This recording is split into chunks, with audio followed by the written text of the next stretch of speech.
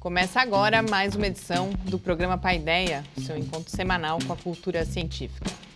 Hoje, depois do Céu da Semana, na coluna Mídia e Ciência, a gente fala sobre preconceito, discriminação e cura gay, a partir da reportagem da Folha de São Paulo sobre o software que identifica a orientação sexual das pessoas a partir de fotos e insights de relacionamento. Na entrevista, a gente conversa com Glaucio Oliva, professor titular do Instituto de Física da USP de São Carlos e coordenador do Centro de Pesquisa e Inovação em Biodiversidade e Fármacos. Fique com a gente.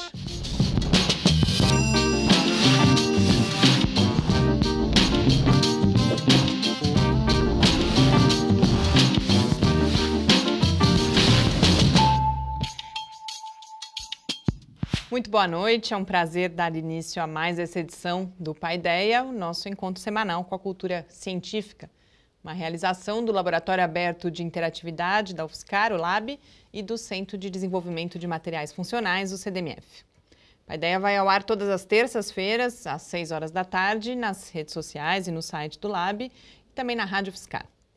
Para apresentar o programa hoje aqui comigo, está em nosso estúdio o professor Adilson. Muito boa noite. Boa noite, Mariana, e boa noite a todos que nos assistem.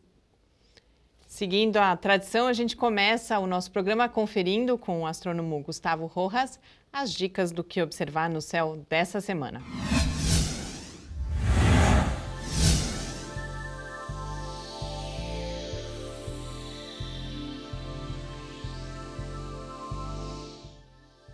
Esta é a última semana que poderemos ver Júpiter na direção oeste, na constelação de Virgem. Ele fica visível até às 7 da noite. Saturno começa a noite no alto do céu, na constelação do Serpentário, e fica visível até às 11 horas. Antes do amanhecer, podemos ver Vênus e Marte no horizonte leste, na constelação de Leão, a partir das 5 da manhã. Nas manhãs de 5 e 6 de outubro, os dois planetas ficarão lado a lado no céu.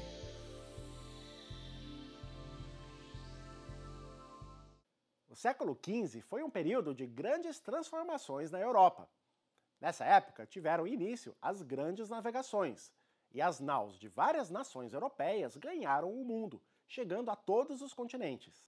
Naquele tempo, a navegação no oceano exigia conhecimentos profundos de astronomia. As estrelas indicavam os pontos cardeais, a hora e a posição no globo terrestre. Medir de forma precisa a posição das estrelas era parte fundamental da conquista dos mares. Na mesma época surgiram também as primeiras gráficas. Pela primeira vez, obras literárias passavam a ser produzidas em massa, ao invés dos poucos exemplares manuscritos que logo se deterioravam. Na astronomia, uma consequência desses avanços tecnológicos foi a produção em grande escala de cartas celestes. Os documentos mais importantes dessa era são mapas preparados pelo alemão Albert Dürer em 1515. Dürer produziu 2 maravilhosos mapas, retratando os hemisférios celestes e as constelações conhecidas até então. O mapa do hemisfério sul apresenta uma notável carência de constelações, que ainda estavam para ser inventadas pelos astrônomos Peter Plancius e Nicolas Delacaille. O que difere o trabalho de Dürer dos seus antecessores é a precisão da posição das estrelas. Os mapas anteriores eram apenas representações artísticas das figuras mitológicas das constelações. Dürer se preocupou em assinalar a posição das principais estrelas e de pontos de referência da esfera celeste, como o equador e a eclíptica. Várias cópias do mapa de Dürer foram produzidas na Europa na primeira metade do século XVI. Há pouco tempo, um exemplar em perfeitas condições foi arrematado em um leilão por 360 mil libras, o equivalente a quase R$1,5 milhão de reais. Até o próximo programa e céus limpos a todos!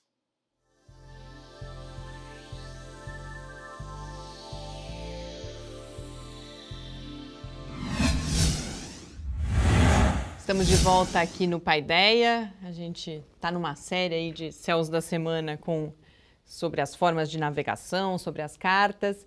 E você começou a falar semana passada que não só aqui na Terra, mas hoje em dia também no espaço, a gente usa as estrelas aí para se orientar, né, Adilson? Exatamente. Desde a época dos navegadores, né, os navegadores europeus que fizeram, digamos, a nossa primeira exploração planetária, né? Fizeram viagens que puderam chegar em quase todos os lugares aqui da Terra, foi fundamental o conhecimento do céu para a determinação de latitude e longitude, os pontos cardeais, para poder fazer essa navegação.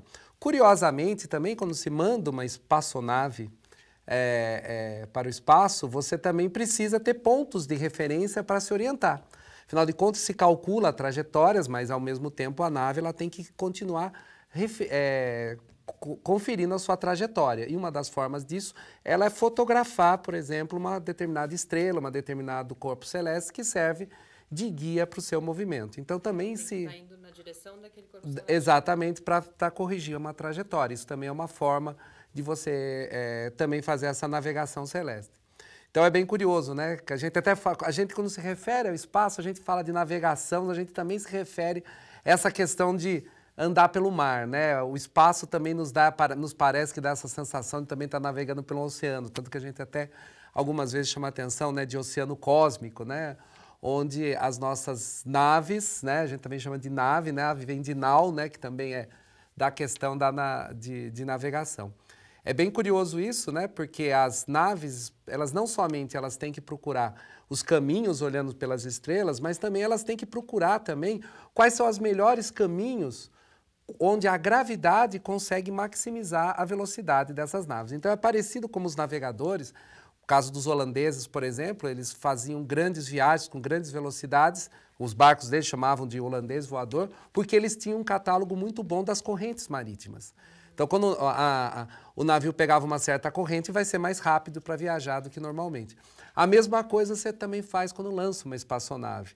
Ela também vai numa certa trajetória para aproveitar a atração gravitacional dos planetas, do Sol, para conseguir atingir grandes velocidades. Por exemplo, recentemente nós estávamos falando da Voyager, que é o objeto que está viajando mais distante aqui da Terra, conseguiu atingir essa velocidade de quase 200 mil quilômetros por hora, justamente sendo acelerada pela atração gravitacional dos planetas. Então também você procura rotas, agora não correntes marítimas, mas digamos assim, rotas gravitacionais nos quais você também consegue fazer sua viagem mais distante e mais eficiente. A gente percebe em parte também que o pensamento do ser humano vai funcionando por analogia, né? Eu acho que em parte isso decorre disso também. E a gente tem mais uma correspondência aí possível que fala-se em ventos também para navegação no espaço, né? Sim, os chamados ventos solares, né? O Sol, com a sua grande quantidade de luz que ele emite, essa luz também pode ser usada para fazer uma impulsão de uma espaçonave. Embora a luz não tenha massa, ela tem uma coisa que a gente chama quantidade de movimento. Então, quando uma partícula de luz, que a gente chama de fóton, atinge uma superfície, ela exerce aquilo que a gente chama pressão de radiação.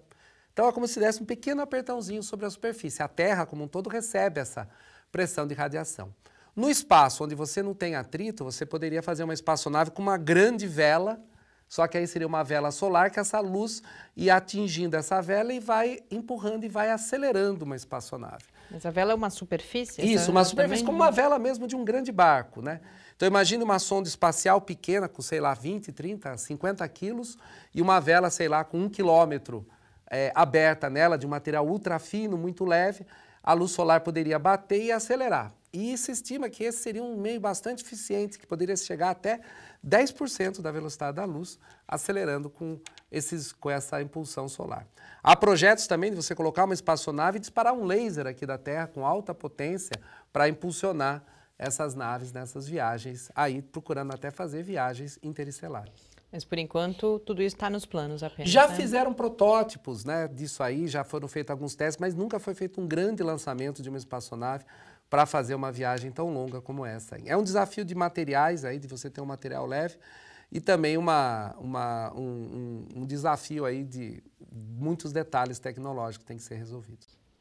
A gente fica aguardando e se você quiser rever os outros vários episódios do Céu da Semana, basta visitar o site do Lab em www.lab.ufscar.br. E na última semana ganhou visibilidade no Brasil a polêmica mundial em torno de um estudo que, usando inteligência artificial, produziu um software capaz de identificar a orientação sexual das pessoas a partir de fotos postadas em sites de relacionamento. Esse é o tema dessa edição de Mídia e Ciência, na qual eu falo principalmente dos riscos que vêm junto com a biologização da sexualidade e do comportamento humano como um todo. Vamos lá!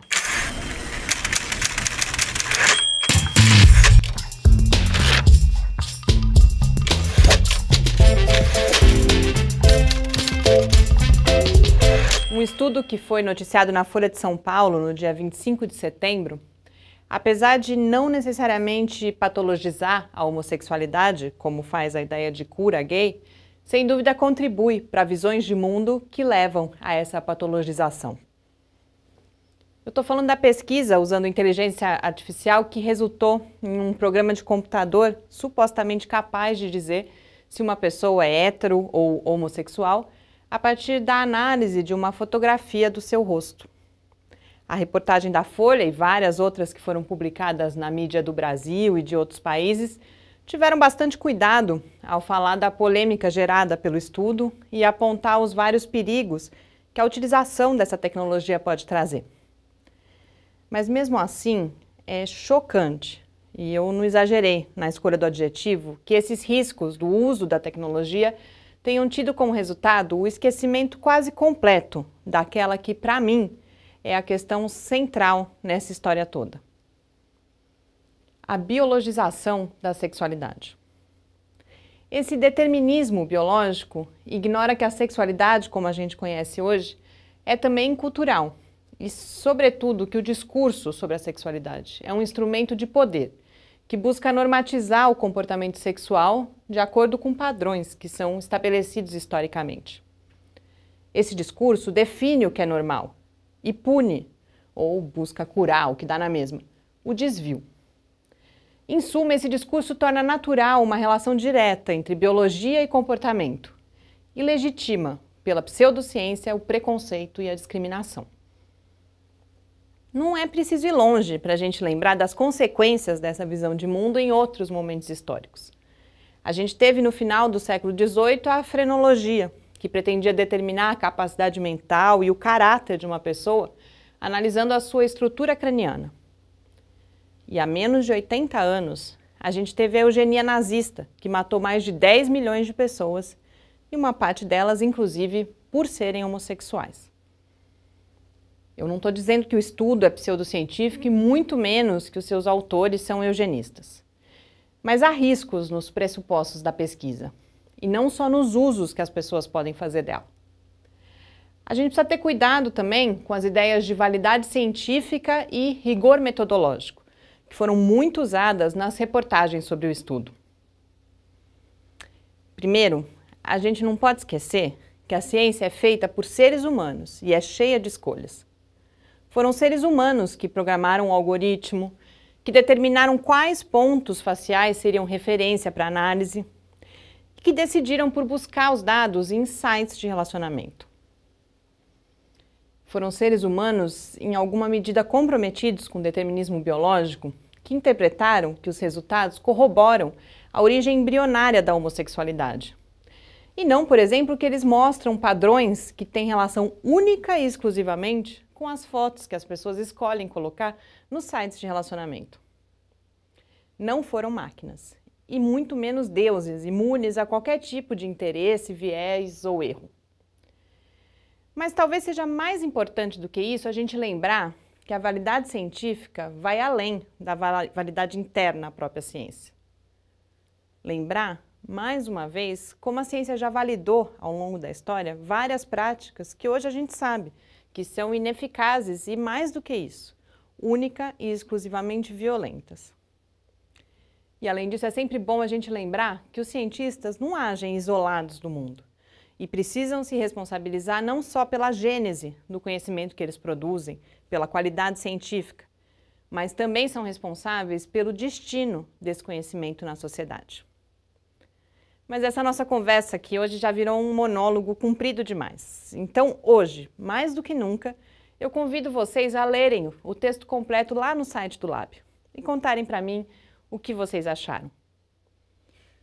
Eu tenho algumas dúvidas se a gente devia dar visibilidade a estudos como esse. Mas de uma coisa eu tenho certeza. essa visibilidade, sem a gente fazer uma crítica vigilante e abrangente, só aumenta os riscos. E especialmente nesses tempos de cura gay, escola sem partido e agora ensino religioso de uma única religião. Boa leitura e uma boa semana.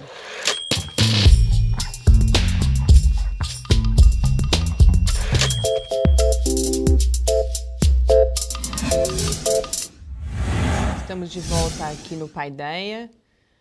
Não foi uma decisão fácil abordar esse assunto na coluna essa semana. Eu procurei outros assuntos, aí sempre voltava, mas eu acho que é uma responsabilidade importante nossa falar sobre isso, porque, inclusive internacionalmente, esse estudo foi muito mais falado. Aqui ele apareceu no começo do mês em alguns veículos, fundamentalmente reproduzindo a matéria original da BBC. E agora o jornalista Reinaldo Lopes, então, fez a matéria essa semana na Folha de São Paulo e realmente com muito cuidado, depois eu até comento uma das estratégias que ele adotou, com essa questão dos usos. Mas, de fato, foi muito surpreendente para mim, e é o motivo pelo qual eu decidi fazer a coluna sobre isso, que quase ninguém, ou muito pouco, tenha se falado sobre essa questão da biologização. Porque os pesquisadores, inclusive, eles dizem que esses dados deles corroboram ou reforçam a hipótese, por exemplo, de que a orientação sexual seja definida por uma determinada exposição a alguns hormônios durante o desenvolvimento embrionário.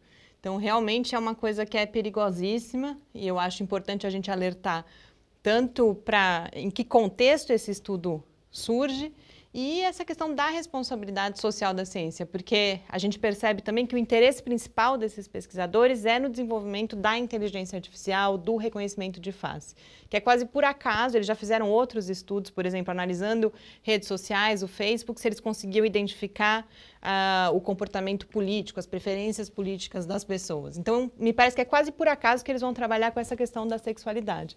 Mas o resultado acabou sendo bastante complicado, né? Essa questão de muitas vezes fazer um reducionismo da ciência, né? Você ter um certo resultado e daquilo você achar que você consegue explicar tudo é bastante complicado. Em particular, justamente esse tema, né? Como você mesmo aborda na coluna, que chama a atenção que não é uma coisa simplesmente definida biologicamente, está todo o contexto social, psicológico, né? Envolvido. De fato, é até perigoso isso, né? Quando a gente pensa justamente de você começar a enquadrar as pessoas, né? Como esse estudo fala, enquadra as pessoas pela face que ela tem, vai dizer se ela tem uma orientação sexual ou outra, né?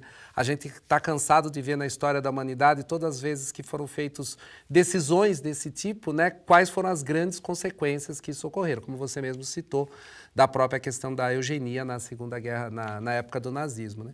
Então, esse acaba sendo um grande problema disso. Agora, também, ao mesmo tempo, a gente pode também ficar assustado, né, quando você também está desenvolvendo inteligência artificial para que reconhecer a face da pessoa e tentar saber tudo dessa pessoa. Então, a sua foto numa rede social vai definir para alguém, essa pessoa tem uma expressão facial desse jeito, ela vai querer comprar, sei lá, um determinado produto, eu vou começar a vender.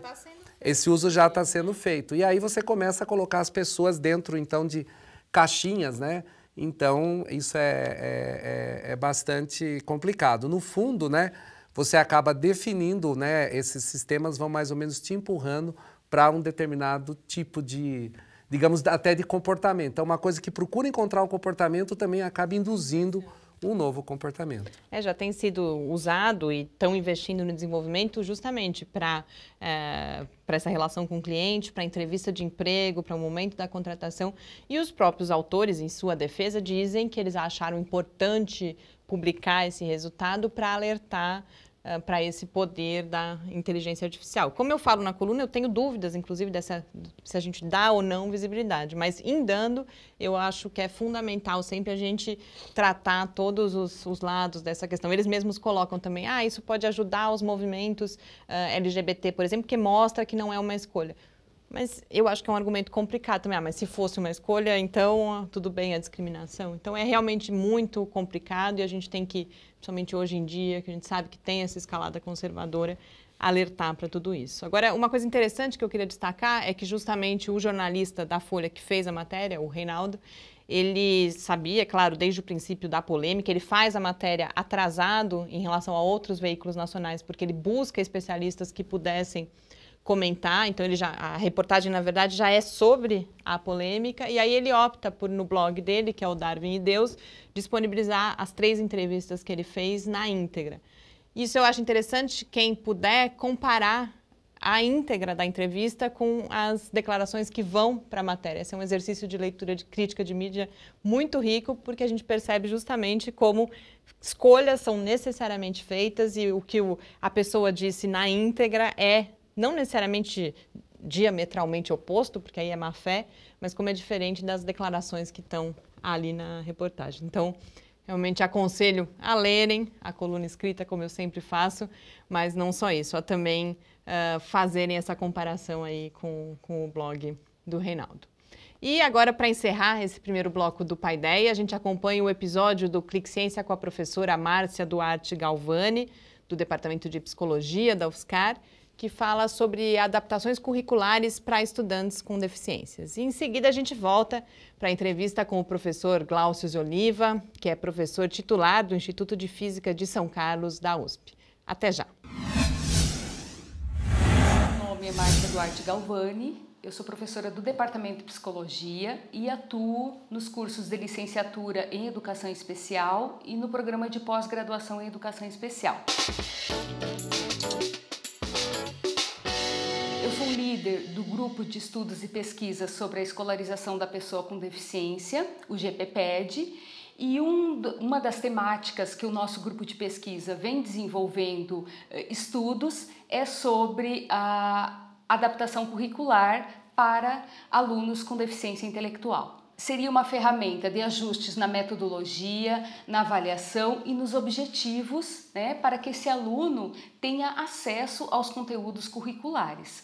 Porque os resultados das nossas pesquisas têm evidenciado que esses alunos que estão frequentando a escola, né, do ensino regular, eles apresentam uma defasagem no ano que eles estão matriculados. E a adaptação curricular, ela vem aí auxiliar, né, ser um recurso para o professor e para o aluno, com que ele participe, né, dos mesmos conteúdos curriculares que os seus colegas de classe.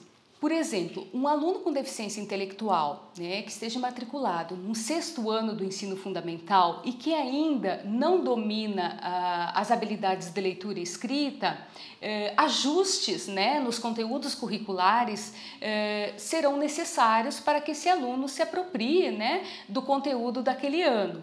E a adaptação curricular vem aí como recurso para que o professor ou retire ou priorize alguns objetivos para que esse aluno, né, consiga se apropriar dos conteúdos curriculares daquele ano que está sendo trabalhado com seus colegas de classe. Um outro tema que eu venho desenvolvendo pesquisa é sobre a temática Síndrome de Down. Eu coordeno um projeto de extensão na cidade de Araraquara intitulado Jovens e Adultos com Síndrome de Down, o Direito à Participação Social.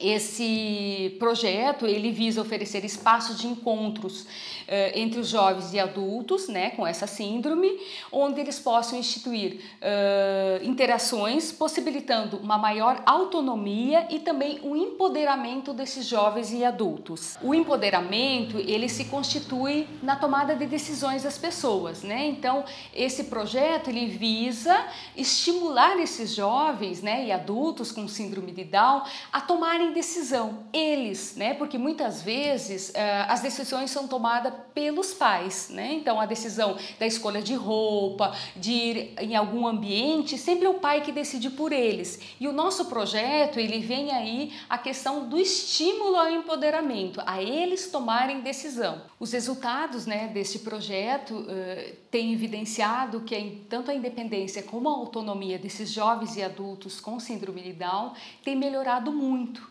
né? E também a questão das amizades, que até então muitos relatos dos pais afirmavam que chega uma etapa, né, da vida dessas pessoas que eles perdem totalmente as amizades, né? Então, um exemplo prático,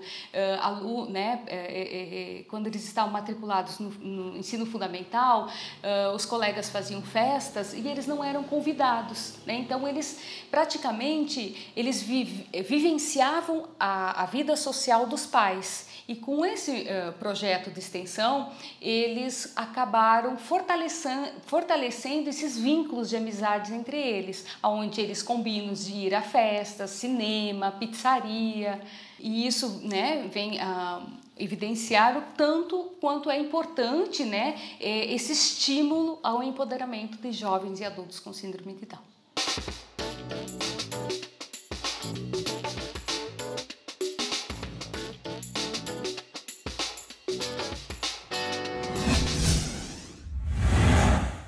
Estamos de volta aqui no Paideia e agora já com a presença do professor Glaucio Oliva, que é professor titular do Instituto de Física de São Carlos, da Universidade de São Paulo. O professor Glaucio é coordenador do Centro de Pesquisa e Inovação em Biodiversidade e Fármacos, um dos CEPITs da FAPESP.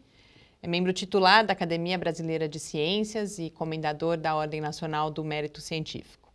Foi diretor e, de 2011 a 2015, presidente do Conselho Nacional de Desenvolvimento Científico e Tecnológico, o CNPq. Professor Glaucio, muitíssimo obrigada por ter aceito o nosso convite. É uma honra para o Paideia poder ter essa conversa aqui hoje. Muito obrigado, é uma grande alegria estar aqui com vocês, nesse veículo super importante para a gente se comunicar com a população, não de São Carlos apenas, mas de todo o Brasil e do mundo. Eu queria que a gente começasse apresentando brevemente o CIBFAR, que é o Centro de Pesquisa e Inovação em Biodiversidade e Fármacos. Como que ele surge, como está organizado e quais são as suas principais atividades? Esse centro surge de um conjunto de colaborações científicas que já vinham existindo e que envolvem as pessoas que produzem moléculas, químicos, as pessoas que testam moléculas, fazem ensaios biológicos e as pessoas que planejam moléculas, que envolve aí um conjunto de metodologias e tecnologias, no qual a física tem um papel importante, física, química computacional, na qual a gente é capaz de tentar racionalizar a interação entre um fármaco, que é uma molécula pequena em geral, com o seu receptor. E essa interação é muito específica. A gente quer que ela seja muito específica e esse centro tem como foco, então, o fármaco. Envolve pesquisadores de todas as universidades públicas do estado de São Paulo. Ele está sediado na USP, aqui em São Carlos, no Instituto de Física. Tem ainda da USP um grupo liderado pela professora Mônica Pupo na Faculdade de Ciências Farmacêuticas de Ribeirão Preto. Tem colaboradores aqui da Universidade Federal de São Carlos, no Departamento de Química, a professora Arlene e o professor Paulo César. Depois temos um grupo grande de prospecção de produtos naturais, de química de produtos naturais, na Unesp de Araraquara, no Instituto de Química também. Temos um grupo importante de químicos sintéticos na Unicamp e um grupo de farmacologia na Unifesp. Com isso a gente junta 19 pesquisadores nas 5 instituições públicas do estado de São Paulo. Em várias áreas do conhecimento. Em várias áreas do conhecimento. A interdisciplinaridade é uma característica desta área de pesquisas, né? Você, quando pensa no fármaco, ele tem características que vão ser importantes para serem estudadas em todos os aspectos, pela química, pela biologia, pela física. Quando se falava antigamente de fármacos, né, sempre pensava naquela coisa que o químico ou o farmacêutico ia lá e misturava um ou outro elemento, aí testava e assim por diante, né? E essa abordagem hoje que o seu grupo faz, né, há muito tempo, justamente mostra que você pode usar os conceitos fundamentais de mecânica quântica, de química, etc., para tentar entender as propriedades dessas moléculas, para daí você ver onde isso pode, de repente, ajudar na cura de uma doença, né? É uma abordagem... desde quando esse tipo de abordagem tem sido feito na ciência? Quando que tem uma mudança dessa forma de procurar novos medicamentos, novos remédios? Perfeito. Talvez a gente pudesse até contextualizar e dizer o seguinte. A grande transição em expectativa de vida que você observa ao longo do século XX e adentro deste nosso novo século XXI é em grande parte devido a medicamentos. Quer dizer, em 1930, 40, a expectativa de vida média ao nascer era de 40 anos de idade, 45 anos de idade. Hoje a expectativa média ao nascer no Brasil é de 72 anos de idade, em outros lugares do mundo já beira 80 anos de idade.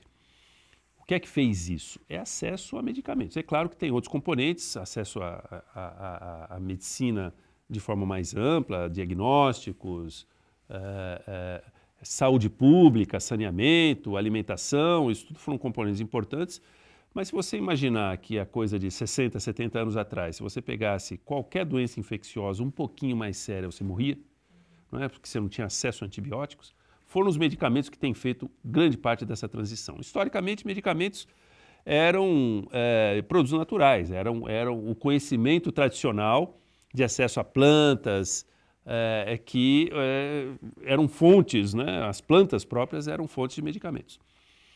Quando a gente começa a ter uma química mais sofisticada, seja ela a química de produtos naturais, de separação e identificação de moléculas em extratos de plantas e outros organismos, às vezes micro-organismos, penicilina, por exemplo, ela é um produto natural extraído de um fungo, né? Aliás, descoberta por acaso, basicamente, né? Por Fleming.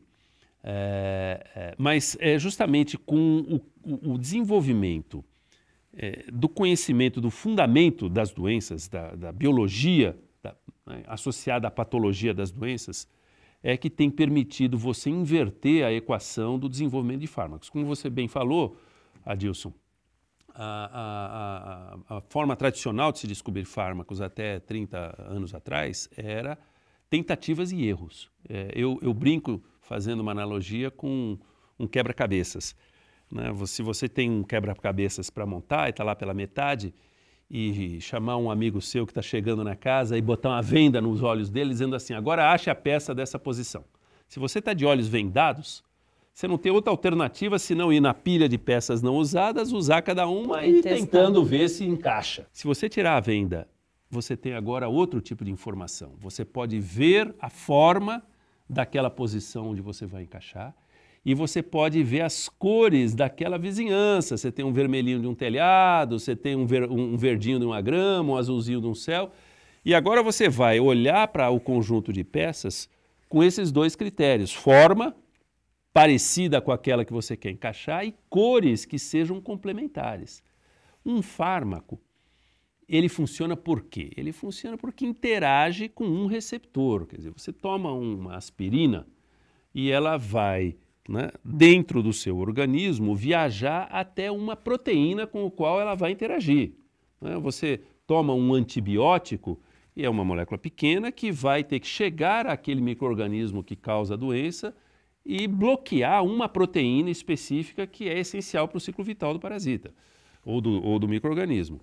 Então, o que a gente fazia tradicionalmente era você fazer essa busca de olhos fechados, basicamente. Você tinha algum modelo experimental, ia sintetizando moléculas e testando moléculas, ou extraindo moléculas de plantas e testando moléculas, por exemplo, num ratinho que você infectava com uma determinada bactéria ou com um vírus. Hoje a gente inverte essa equação, a gente tira a venda.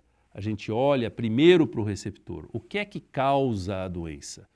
O que é que é essencial para um determinado micro-organismo? Acha a estrutura dessas proteínas, a forma dos sítios protegidos, as cores, como a gente chama, ou seja, as propriedades químicas que decoram esse sítio, e aí você passa a olhar no universo das centenas de milhões de moléculas que hoje já são conhecidas e as que potencialmente poderão ser sintetizadas e tenta achar aquelas que tenham a complementariedade de forma e de características químicas que a acomodem naquele sítio de ligação. Por isso a gente envolve a biologia para a identificação de quem são esses alvos importantes, a química que vai prover as moléculas que vão, né, eventualmente, a física e a computação que vão nos permitir agora calcular as características químicas daquele ambiente no qual a molécula vai ter que se ligar.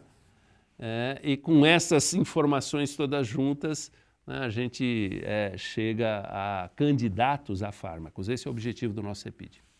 E uma das áreas é justamente essa bioprospecção na flora brasileira de substâncias que sejam biologicamente ativas. E eu imagino, com essa explicação toda, que você tenha algumas das integrantes dessa flora em relação aos quais pesquisas já foram realizadas e você já sabe, por exemplo, que substâncias, que moléculas estão ali presentes para poder tentar fazer essa pesquisa, mas tem um trabalho também de estudar essa flora para descobrir novas moléculas.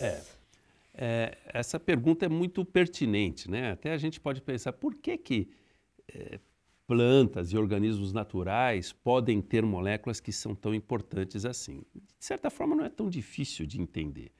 Pensa numa planta, numa árvore. Uma árvore não corre dos seus predadores, ela não tem como...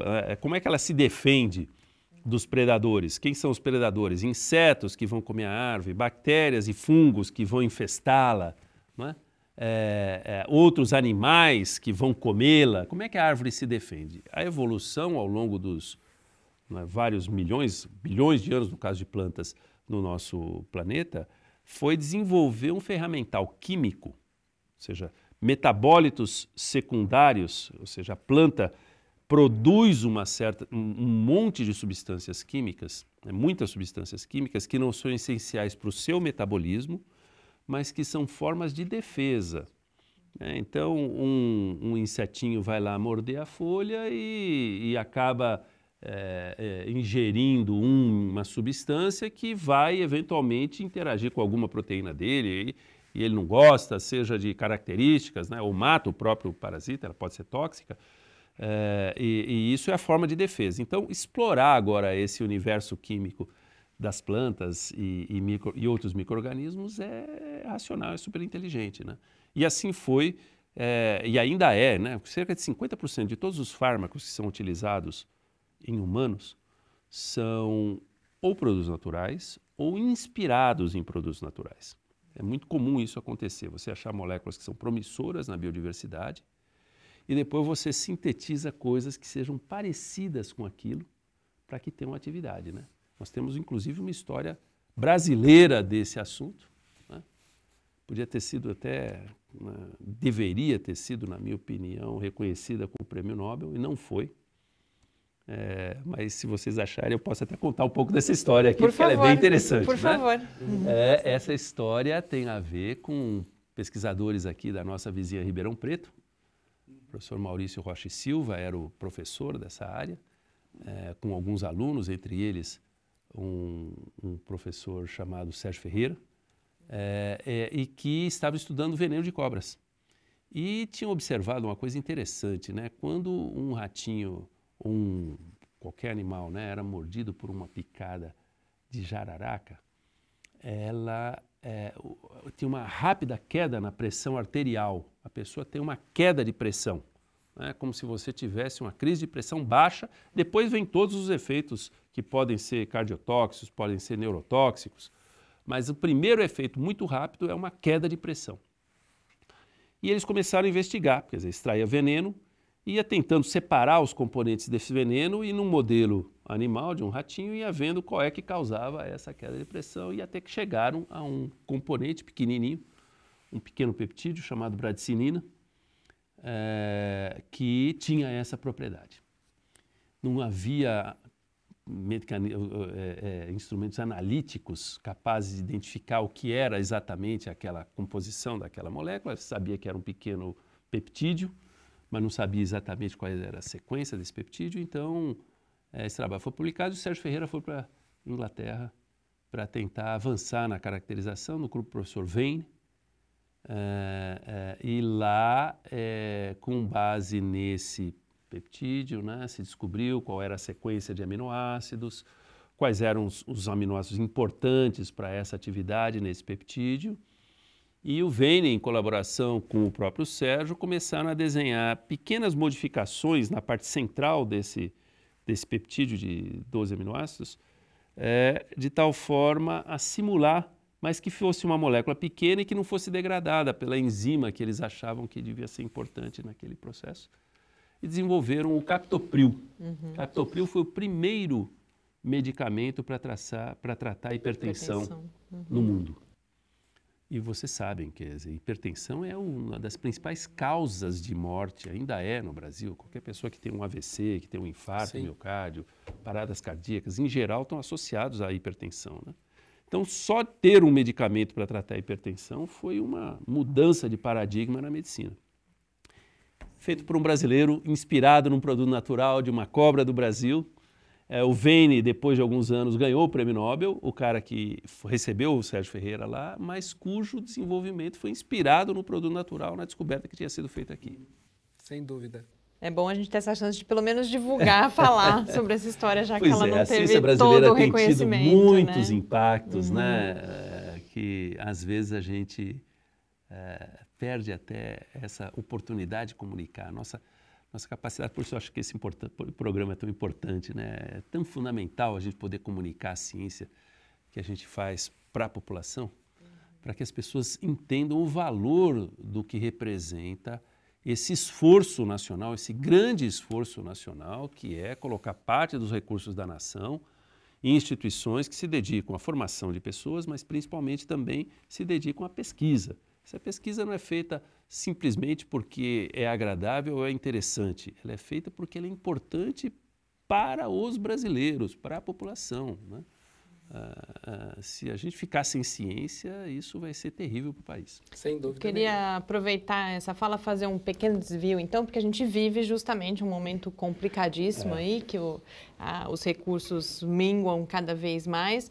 A gente deixa não só no momento de poder desenvolver pesquisas como esta e tantas outras, mas a gente tem também impactos em longo prazo da gente ter essa interrupção. Queria que o senhor comentasse um pouco como vê o futuro da ciência brasileira com essa situação que a gente vive hoje. Então, não há no século em que nós vivemos futuro para uma nação que não esteja ancorado, apoiado em conhecimento. Quer dizer, conhecimento é o principal componente de desenvolvimento econômico e de justiça social, por consequência, das nações. Ter recursos naturais é importante, né? Nós temos terra, água, solo, sol, mas não dá para uma nação ser autossuficiente do ponto de vista da sua população, de bem-estar da sua população, só com produtos naturais, né? O grande insumo, o grande componente de riqueza é conhecimento. Aliás, nós só temos hoje um agronegócio que é competitivo e é eficaz, né, porque temos conhecimento associado a ele. O Brasil é o segundo maior produtor mundial de conhecimento na área de ciências agrárias, né? Nós estamos em 14º lugar no mundo em produção geral de conhecimento, se a gente conta as publicações. Em ciências agrárias, nós estamos em 2º lugar. Quer dizer, por quê? Isso está correlacionado com a nossa economia. Quer dizer, nós temos hoje, fazer agricultura num país tropical é completamente diferente de fazer agricultura em clima temperado, em que 3 meses por ano tudo congela, todos os insetos morrem, todas as pragas desaparecem, e depois você espera aquele gelo descongelar, aquilo irriga o solo, fica super fértil e durante 9 meses você cultiva, colhe e sem pronto, as pragas. Sem as pragas. Aqui não, você tem seca, você tem solos que são diferentes, você tem temperaturas amenas o ano todo, você tem chuva o ano todo, você tem uma diversidade de biomas. Então, fazer agricultura nesse ambiente é completamente diferente. Não havia ciência para isso e essa ciência foi feita no Brasil. 40 anos atrás, você não plantava a soja acima do Paraná, que é uma planta de clima temperado, chinês. Hoje você planta soja com altíssima eficácia e eficiência no Cerrado. O estado do Tocantins é um mar hoje de produção de soja, Mato Grosso, etc. Então, sem ciência, nós não vamos conseguir dar qualidade de vida para o cidadão brasileiro. E isso se aplica a todas as áreas do conhecimento. Eu dou um exemplo simples, recente, né? Há coisa de 2 anos atrás, nós nos vemos assolados por uma crise grave de infecção por um vírus novo, para nós, era um vírus que já era conhecido, vírus Zika, e de repente começa a ter essa crise de infecção, microcefalia associada, uma descoberta inclusive que eu acho que em algum tempo vai até ser reconhecida pelo Prêmio Nobel, mais uma vez, já tivemos uma história dessa lá com Carlos Chagas, Sim. no começo do século passado, de descobrir uma doença nova, é o caso, né, a correlação entre microcefalia e o vírus Zika foi feita por uma brasileira, por um grupo de brasileiros, mas liderados, inspirados por uma brasileira, a professora Celina Turk. O país, em um ano, tinha dado uma resposta. Quer dizer, nós conseguimos mobilizar a comunidade científica, identificar a causa da doença, entender quais eram os mecanismos de transmissão e de controle. Não temos ainda um medicamento para tratamento e a gente tem trabalhado nisso no nosso CEPID de forma intensa, né, na busca de moléculas que sejam capazes de tratar essa doença. Mas as principais, houve um crescimento exponencial nas publicações do mundo na área de Zika, lideradas, número 1, disparadamente pela ciência brasileira, né? São os maiores produtores de conhecimento na área de Zika. E isso se faz por quê? Porque nós tínhamos uma história, nós tínhamos instituições, nós tínhamos grupos de pesquisa. Agora, imagina o que vai acontecer se a gente não tiver mais bolsas de pós-graduação, se a gente não tiver mais apoios de pesquisa do CNPq, da FINEP, do Fundo Nacional de Desenvolvimento Científico e Tecnológico, os jovens indo para outros países. Quer dizer, ciência se faz com um componente essencial, cérebro, conhecimento, gente. E se nós perdemos as pessoas, para onde nós vamos? Não é? Então é fundamental que o país perceba isso. Nós estamos destruindo o futuro se não mantivermos os nossos investimentos em ciência e tecnologia. É claro que a ciência também precisa fazer essa comunicação. Ela precisa se preocupar também com os problemas fundamentais do país, como tem feito ao longo da sua história, mas precisa comunicar isso aos nossos cidadãos. Que diferente de quando você para o investimento de uma estrada, daqui a 2 anos você retoma, vai embora, não dá para parar com ciência, porque as pessoas não vão poder esperar 2 anos para continuar a fazer suas pesquisas, continuar suas formações. Então esse, sem dúvida nenhuma, é o grande risco que nós estamos vivendo nesses últimos tempos e que talvez cobre muito das futuras gerações. Nós temos que pensar num país que precisa, né? Nós somos 208 milhões de habitantes no Brasil, é um país que não pode se contentar em ser um produtor de commodities, ainda que essas commodities requeram também ciência. Quer dizer, você vai produzir alimentos e vai precisar de muita ciência, você pode produzir minérios, e alguns minérios até muito importantes, além de ferro só, bruto, e isso pode ser muito importante e é importante ter ciência para isso. Mas esses são 2 segmentos que não vão dar emprego e renda e justiça social para 208 milhões de habitantes, né? Nós precisamos de um país que seja autônomo em muitas áreas. É evidente que nós somos um mundo globalizado, mas a gente precisa ter uma indústria de transformação, a gente precisa ter startups, a gente precisa ter inovação, a gente precisa agregar valor. Nós produzimos café de altíssima qualidade, mas hoje a gente toma café em cápsulas que a gente importa, certo? Esse mesmo café que saiu vendido aqui pela tonelada das sacas, ele volta vendido pelas gramas, né, com um preço multiplicado por, né, ordens de magnitude, em cápsulas, né? E isso é agregação de valor por tecnologia, por conhecimento, por indústria. Se nós não tivermos isso no país, nós não vamos ter justiça social, não vamos ter emprego e renda. Professor, falamos de agronegócio, falamos agora desses produtos com valor agregado pelo conhecimento, mas eu queria, para a gente concluir, voltar um pouco no trabalho de pesquisa do centro, certo. A outra ponta, que é o trabalho, por exemplo, que você sempre fez ao longo da carreira e no centro também se privilegia, por exemplo, com doenças infecciosas tropicais que são tradicionalmente negligenciadas. Isso então, mesmo. A leishmaniose, a doença de Chagas, a esquistossomose. Por que essa escolha de trabalhar com essas doenças, algo que não é comum, né?